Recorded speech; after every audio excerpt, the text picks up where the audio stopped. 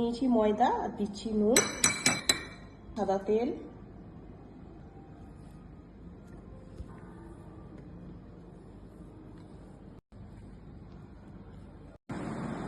এই দেখুন বন্ধুরা আমার ময়দাটা মাখা হয়ে গেছে।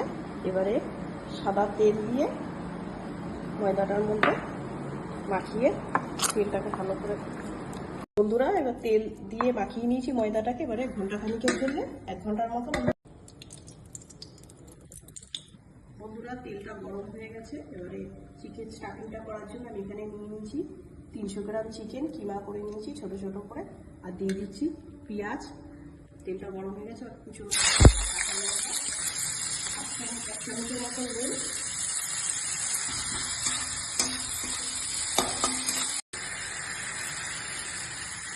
পেঁয়াজটা ভাজা হয়ে গেছে। আমি এখানে আদা রসুন বাটা 1 চামচ আদা যায় তখন আমি কষে নেব।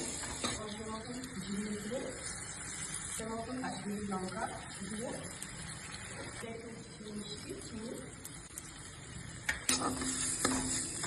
বন্ধুরা এবারে তেল ছেড়ে গেছে মশলাটার থেকে। এবার চিকেনগুলো আমি দিয়ে দিচ্ছি, দিয়ে ভালো করে কষে নেব। চিপি ছোট চিপি 1/2 চামচ এর মতো সয়া সস দিয়ে দিচ্ছি, আর বড় 1 চিপি টমেটো সস দিয়ে ভালো করে কষে নেব। চিকেন কিমাটা রেডি হয়ে গেছে। এবার আমি নামিয়ে নেব।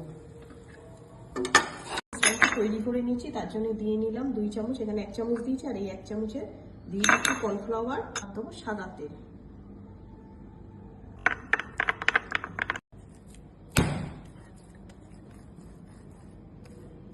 আমি কেটে নিচ্ছি।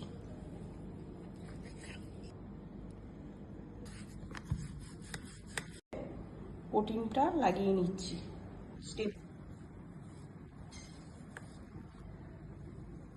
এবার আবার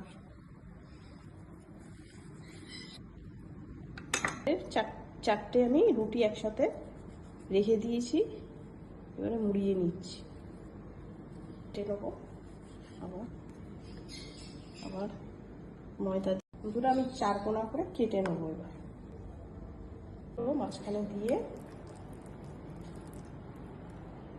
এবার একটু হাত চারিদিকে একটু জল দিয়ে এরকম করে এবারে মুড়িয়ে নেব। দেখুন আমি সব প্যাটিসগুলো রেডি করে নিয়েছি। এবারে তেলের মধ্যে ছেড়ে দিচ্ছি। তেলটা সবসময় লো করে রাখবেন গ্যাসটা। আপনাদের ভালো লেগে থাকে তাহলে লাইক কমেন্ট সাবস্ক্রাইব করে আমার পাশে থাকবেন। আবার দেখা হবে অন্য একটা